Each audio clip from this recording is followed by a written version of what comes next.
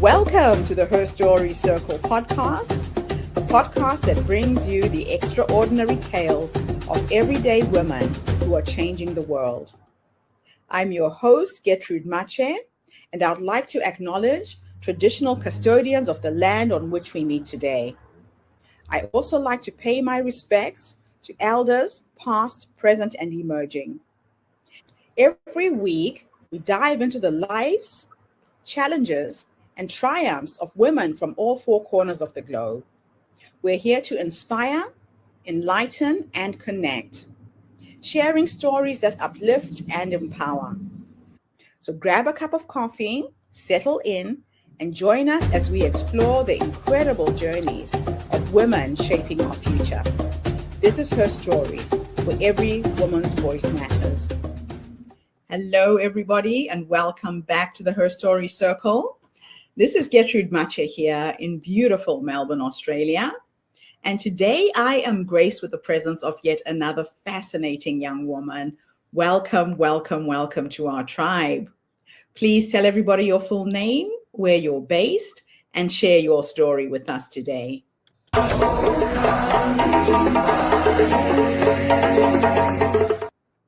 Thank you, Gertrude. My name's Samantha Straub, and I am based outside of Annapolis, Maryland, and it is an honor to be here on the Her Story podcast. And here goes my story. I am a parenting coach and a clinical counselor and a longtime educator, and here's what I know. Kids don't need perfect parents. They need steady, authentic ones. And I could say that I've come to this conclusion after a life's work supporting teenagers and their adults, which I have done. But if I'm being honest, this was a truth I learned during my childhood. And it would set me on a quest to heal myself and others, one that was fast-tracked a year ago by an unexpected conversation with a psychic medium. More on that in a moment. Therapists like me, we love our lunch hours. And I am no exception. Us helper types like to set down our day and after holding space for other people.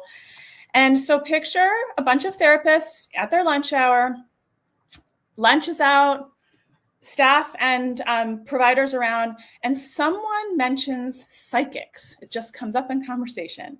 And I say, what even is a psychic? And instead of laughing, everyone actually starts answering, even though it was a really snarky question on my part. And suddenly our lunch table turns into this round robin of curiosity. And that could have been the end of it, but I am kind of pathologically curious. So I went home that night to my local library's online catalog, and I typed in, what is a psychic? And up comes this book called How to Rule the World from Your Couch by Laura Day. I checked it out and listened to it on my AirPods during my walk, and I started secretly practicing the exercises because I was secret because I didn't want my colleagues or my family to think I totally lost it because I was being really snarky about that psychic comment. Anyway, one section describes remote viewing, which is tuning into an image from afar when you're not there. And my 20-year-old son had lost his car keys the week earlier, a fact that did not seem to bother him in the slightest, but bothered me quite a lot. So I decided I'm going to use my newfound psychic powers to find these keys. And so I sat just like I was taught in this book. I sat down and I pictured the keys and I wrote down everything that came to mind. First was a bank, then a bicycle, then my son's headboard, then an image of two pieces of wood coming together at a right angle with something on top. And I didn't really know what to make of those images, and I started stewing on them, and then it clicked. The bank represented money. The bicycle was bicycle playing cards, because despite my husband's and my voiced disapproval of my son's online poker playing, that's what he'd been doing a lot of as he was recovering from knee surgery. And the headboard, of course, was his room. So I went into his room where he was playing online poker, and I said, your keys are somewhere in here. And I started looking anywhere that wood corners met. And sure enough, underneath the bedside table, wooden bedside table, where a drawer sat on top of it, there in the back corner were his keys. Even my son was impressed. And at that moment, I thought maybe there's more to this intuition thing than I realize. In other words, my willingness to stay curious instead of like closing down that snarky notion that I would have scoffed at about being a psychic, it led me somewhere unexpectedly. to my son's keys, but also to a conversation with my mother years after she died. Growing up, my mom had her own weather system.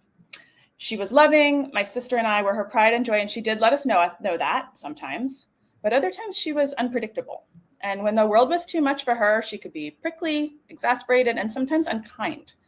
So it was kind of like whiplash. And at home, I learned to check the weather forecast before approaching her.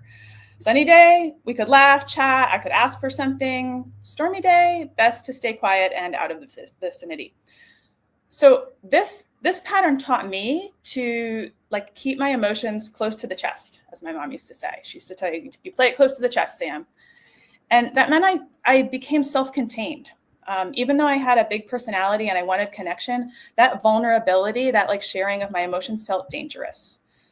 And this approach, of course, had its benefits. On the one hand, it protected me and anyone who practices this from the risks associated with showing up for a full heart with a full heart, because I wasn't at risk for getting hurt. But when you cut off one end of the emotional spectrum, you cut off the other two. So that meant that my emotional comfort zone was the middle lane, and joy and hurt or fear or any kind of negative emotion both felt vulnerable and scary to me.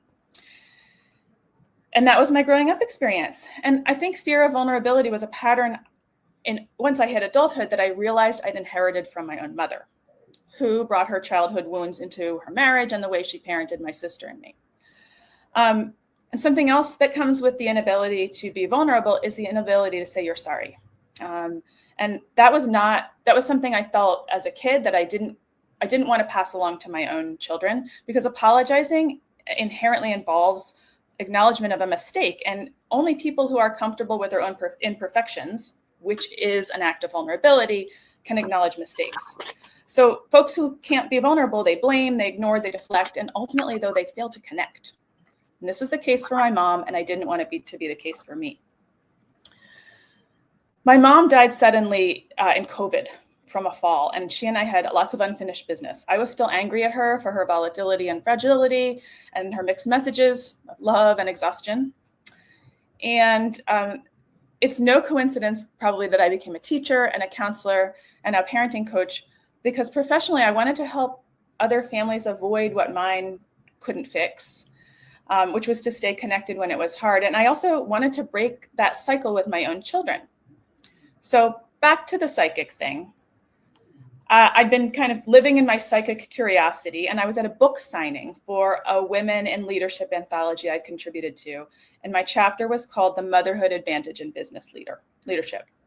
And I sat next to this other woman who was an author. She was funny, she was grounded, and she was also a psychic medium. Not a carnival sideshow like I worried psychics were.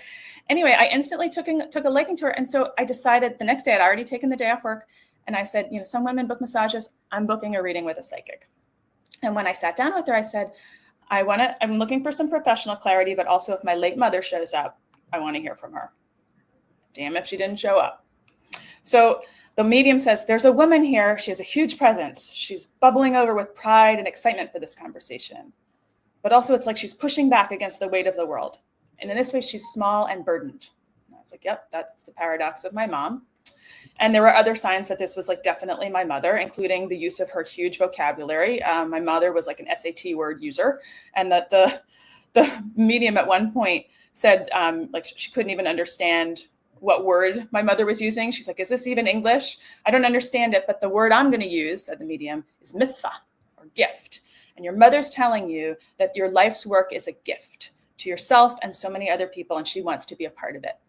She wants to be a gift to you, even though she knows that in life she wasn't always. And I can say that now without bursting into tears, but when I heard that, I had to reach for a box of tissues. And then the medium said this, or through the medium, my mom said this: you wanted to be a steady and dependable presence for your family, and I couldn't be that for you, but you figured it out. And that's why you became a teacher and a therapist and a coach, and you're helping other families do what I couldn't. So this was an apology I didn't know I'd been waiting for. And for decades, I carried anger. And in that moment, I felt forgiveness. She and I were both able to set stuff down, her guilt, my anger, and my mom had repaired a rupture that had started long ago. And what I now understand is that repair is an act of bravery and vulnerability. And vulnerability is terrifying when you've been hurt. But it's also the only thing that heals. And my mom couldn't do that in life because she carried her own pain. She grew up with a father who returned from World War II with trauma, a sister with severe mental illness, and her mom kind of lacked some emotional warmth. So my mom learned to survive by pleasing, not by being authentic. She did her best, but sometimes best and enough are not the same. So that reading allowed us both to set everything down and allowed me to accept that she loved me, like imperfectly. And for the first time, I just wasn't angry, which was awesome. And I just missed her. Now, I wish I could say that experience of blending intuition, forgiveness, and curiosity that reshaped my work. But honestly, I'd been doing a lot of the reshaping myself for years. Because as my mom mentioned, I went into education and then counseling and parent coaching to heal, family wounds for others, but also my own, I think. So I did the scary work on myself. I went to therapy. I learned how to be comfortable with my own feelings, and I learned how to communicate. And as a parenting coach, that's what I help parents do now.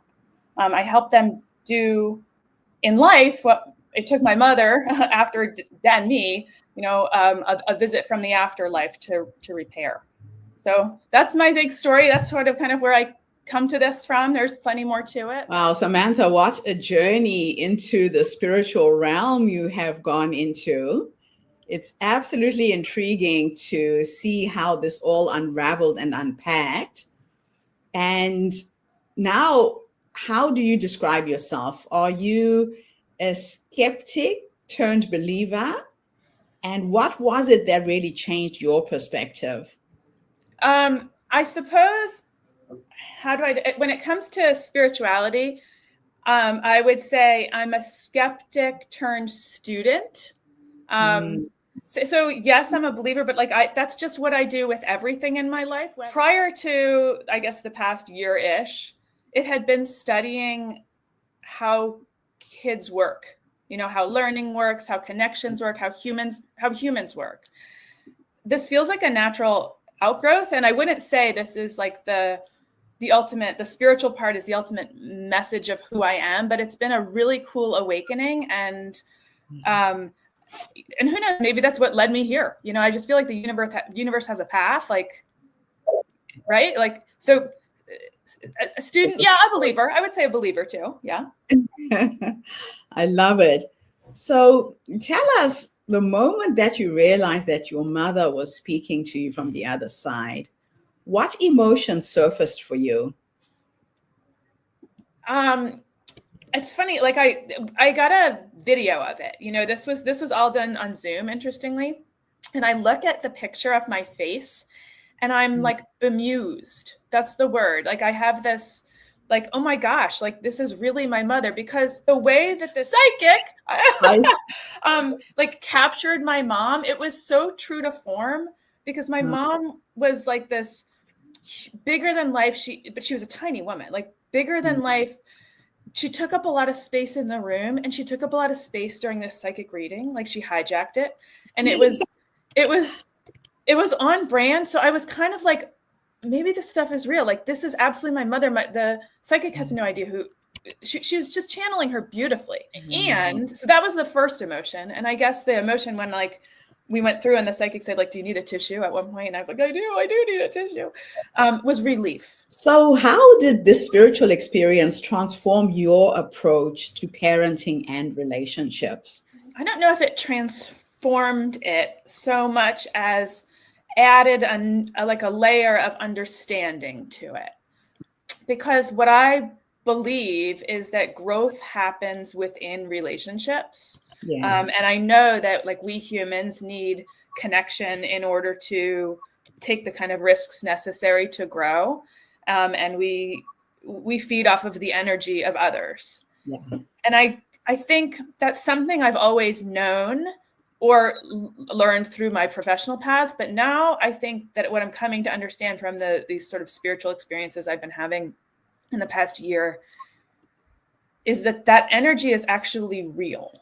It's not just a word, It's not just a feeling or a vibe. There's actually things beyond what we can know or fully understand that truly tie people together. Yeah, it's such an interesting awakening when you come to that realization. Because I think when we were talking, I told you and I have got a very similar story with Yes. my mom died, and she came to me in a dream, and she was in the mirror. Instead of my reflection, it was her. And everything is energy, really, if you think about it. You either refine that sense to tune into the energy or you don't. And for Yeah. people who are very present and awake, I think this is what's happened to you. Now, when we were talking, you said to me, humor, love, and bravery are your three guiding values. Why those three? Well, I think they're strengths of mine. Bravery, I think, is a growing strength. I'm not sure that I grew up brave, but I think that's something that I've adopted as I've become an adult. But humor and love, like, I just can't do anything without them. I can't not say something irreverent or think something irreverent. Like, I find life funny. And when you're raising teenagers, because this is my jam, I live in the world of adolescence. I help parents parent adolescents. I'm a therapist. I work with teenagers. And before that, I spent 26 years in schools as a school counselor or educator for adolescents. Right. Adolescence is absurd. I mean, it's a beautiful, wonderful, important time of life, but the way we all behave as adolescents is absurd. And if we can't find funny in that, I think that's right. Like, so that's some of it. But also, these funny, awkward humans who drive parents bonkers, and who, as a kid myself, like, I just remember the awkwardness of it. Like, we need love. They need love. And that's at the root of it all. And as my story shared, I grew up like unable to be brave with feelings because it wasn't safe to. So, how do emotional boundaries formed in childhood shape how we love as adults and parents? Well, what we know about this is that the way we have learned to connect or not connect with our caregivers forms pathways like in us that are prelingual, right? Mm. That they influence what we know in our cells to be safe or unsafe. Right. And we can learn new patterns for that. But that's, I mean, there's science behind that. It's called attachment. And so the way we learn to attach to our caregivers in infancy and in childhood, and then it influences how we relate to our significant others later. And then, of course, it all comes full circle when we become parents. Like, nothing throws your childhood into stark relief like becoming a mom or dad. If you stay unconscious to it, it tracks itself and it perpetuates. But if you choose to get curious and do the work, do the brave, loving work for yourself and for your family, you can rewrite the story. Yeah, that is so true. And you're right. It's about rewriting the story. You have that choice and that ability. Now, in your work with teens and parents, how do you help families rebuild trust and connection after years of distance or misunderstanding? It depends, who I'm working with. In my therapy practice, I tend to work with teens, although I work with, and then in my coaching practice with parents. But the beginning of it is actually a lot of education around the why, for particularly if I'm working with parents, for teenagers' behaviors, because a lot of times teenagers' behaviors are objectionable, like they are objectively objectionable. Yes. But they do that for a reason. Like, there are age appropriate reasons for why they behave this way. And when parents can see that through, like, oh, it's not because I'm raising a jerk, or there's things that I either did do or didn't do that may have been causing this cycle. And if I change my behavior, the cycle can shift. That's the framework kind of I bring to my work with parents. Okay. And then with kids in therapy, I have to at least initially teach them to trust an adult, and that's me. And then, right, and only then can I then start teaching the kid the same thing, that, like, I just don't think parents and kids try to get into disconnection. I don't. It happens. And I've never met a family that wanted to be connected who got to a place of disconnection on purpose. Never. Yeah. Now you're blending therapy, spirituality, and intuition in your approach. How do you balance the mystical with the practical? Well, I'll tell you, the mystical really stays within me. I don't actually use a lot of that with my clients. This is new to me. It's not something I feel like I'm an expert in. Like I said, I feel like I'm a student. So with my clients, it's a lot of like I use it with intuition to kind of discern where to go next with a client. But with my clients, I actually have frameworks that I use. I have courses that I've recorded that I share with them on things like attachment, which I referred to here, or motivational interviewing, which is a really wonderful way to interact with. It's a dignified way to interact with kids, especially teens who are looking for independence but need guidance. I teach skills. I teach practical skills within the framework of whatever my client's mission is. Right. And the intuition stays with me at the, like, how I connect with the person I'm working with level. I love the way you say that I'm still a student. So you're constantly evolving yourself. Now, what does listening beyond logic mean in the context of family life? Well, if you think of intuition as something that's beyond logic, to listen to our family members with our full hearts, because that is required for intuition, and our full body, that is the gift of presence. And when we can offer that to our family members, that is the foundation on which connection is built. I absolutely love that. Now, how can parents stay emotionally steady when raising adolescents who test every boundary? Most kids are really pushing their parents to the limit. One of the tools that I teach parents is something called narration. It's a form of reflection, which is a skill in motivational interviewing. Well, first, before you can do that, you have to know that you're pushed to the limit. So that's the beginning. Like, you have to be at a place where you're beginning, or you can do this a teeny little bit. Be mindful of what your internal emotional state is. That's the beginning. And then you don't have to change your emotional state, but if you feel yourself getting to a place that's not going to be productive with your kid, you must narrate that and you must reflect that. So it sounds like, I can feel myself about to flip my lid. I know I don't want to fight, and neither do you. So we need to proceed with caution, or whatever it is. That tool is a get out of jail free card. But you can't say, I'm flipping my lid. Like, you can't do that in an activated way. You have to do that in a regulated way, even if you are feeling dysregulated from inside. That is a tough thing to do as a human, but it's a necessary skill for steady parenting. So what role does humor play in healing, especially during conflict or grief? Well, I feel like humor is a heart first emotion. And, sometimes we get so mired in conflict that we can't step back and say, like, are we really arguing about this? Like, is this really what it's about?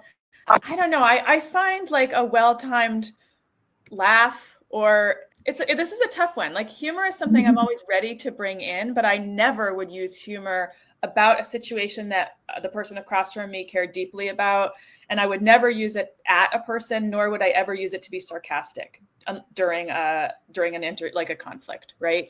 So I find these are things that are like good to have at the ready, like, because we lose touch with them during times of deep, heavy emotion, but they are not usually what we lead with. So I feel like if we could just have them like circling the sidelines and bring them in when the moment, like they're almost like a guest star, like if we can like bring them on stage when the improv calls for it, I think it can shift us out of sort of tough emotional circumstances.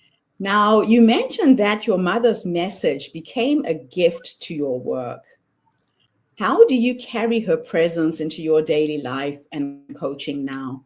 I think what I know, again, this is from that psychic visit, I now know that she knew all along that she wasn't delivering. Like that there was more that there was a better way to be, and she couldn't pull it off in life. And I've always, like, if you, like, my clients always say, Sam will help without judgment. But Right. like if I needed proof that that's worth that's a philosophy worth embracing, that Yeah. conversation with my late mother was significant proof. Let's go back with my last two questions. They're a bit of a thought experiment. In the Okay. first, I'm going to teleport you into the past to that younger woman, the skeptic, just in case there's somebody who's very skeptical about spirituality right now. If you could go back and give her three nuggets of wisdom based on what life has taught you up until this point, what would your three nuggets of wisdom be? One would be practice open-hearted living. It's hard, it's scary, but life is so much more vibrant when you can do that. And if there are barriers, so that would be one. Two, if there are barriers to your being able to practice open-hearted living, do your damnedest to break them down. Those will also be scary. And three, cultivate relationships with the people you love. Don't keep them at arm's length because it's too scary for you to connect. I love that. Yeah, you have to make an effort. Sometimes it's tricky, but you have to put in the time and make an effort. My next question for you is futuristic. And I'm going to teleport you into the future this time. And we are going to go and sit with a 90-year-old you. And she's sitting in her rocking chair, surrounded by her children, her grandchildren, great-grandchildren, whoever's with you at the end. Or maybe you're on a dance floor with science and technology, you'll be on your feet, right? If we could go and meet this wise woman who has led you up until this point, what will you say to her when you finally meet her? What will I say to my 90-year-old me? Oh, it's going to make me cry. Thank you. Thank you for guiding me on this wild and wonderful life. I love that. The reason why I love asking women this question, Samantha, is a lot of women don't even realize that the wise woman is already in us, right? That Yeah. she is that quiet voice that whispers and says, go left, go right, say yes, say no. But a lot of times we look outside of ourselves for answers. We don't go within. Yet the wisdom, you were born with this. You just woke up to it at a certain point in your life, but every woman has got this. True. So I really thank you for coming online and reminding all of us to go inwards and tune into that energy of who we are becoming. Right. The wise woman is already here. So I have a little game that I play. Sometimes when I get confused, I'm stuck, I don't know what my next step should be, I go into my meditation and prayer, and I go to sleep with a question. And I ask myself, I ask her, so what is the next step? And I sleep on that. And then I'm in the shower the next morning and I have those light bulb moments where something just drops from the ether straight into my brain. I know exactly what my next step should be so I can execute whatever project I'm working on. Or I talk to other people during the day and it's like a jigsaw puzzle. This person will bring me a piece to the puzzle. This one will say something. By the end of the day, the end of the week, it all kind of comes together. So you are helping and supporting parents and teenagers. I've got your website scrolling at the bottom of the screen. Is there something I should have asked you and I didn't? I guess one of the things that I like to talk about and that we didn't talk about is why I love teenagers.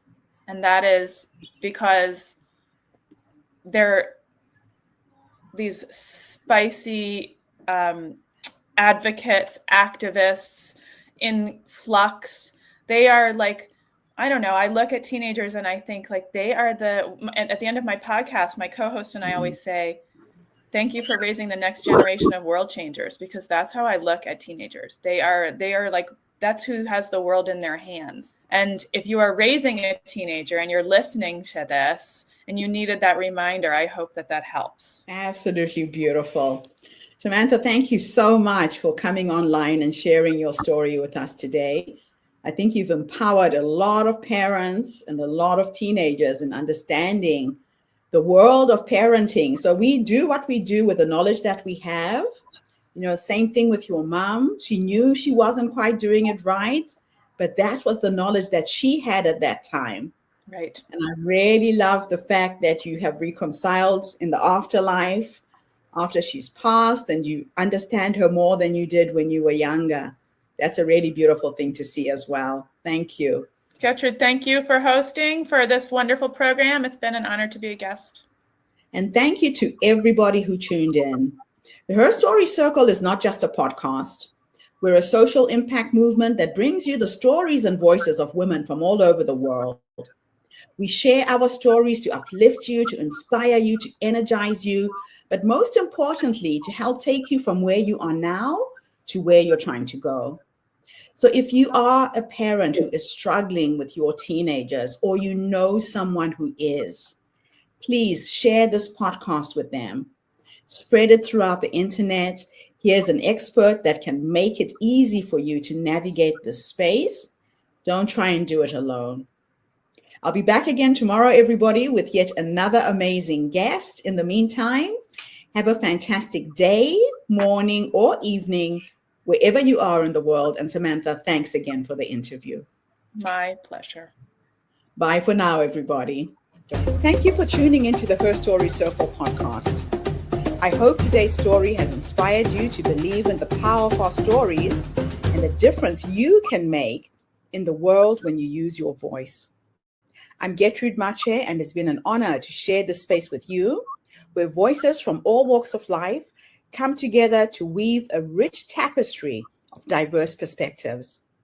Don't forget to subscribe, rate, and review our podcast to help us share these stories with more listeners. Follow us on social media by looking for the Her Story Circle podcast for more updates. And join us tomorrow for another episode filled with courage, resilience, and empowerment. Remember, your story matters, and together we're building a stronger, more inclusive world. Until next time, keep making her story.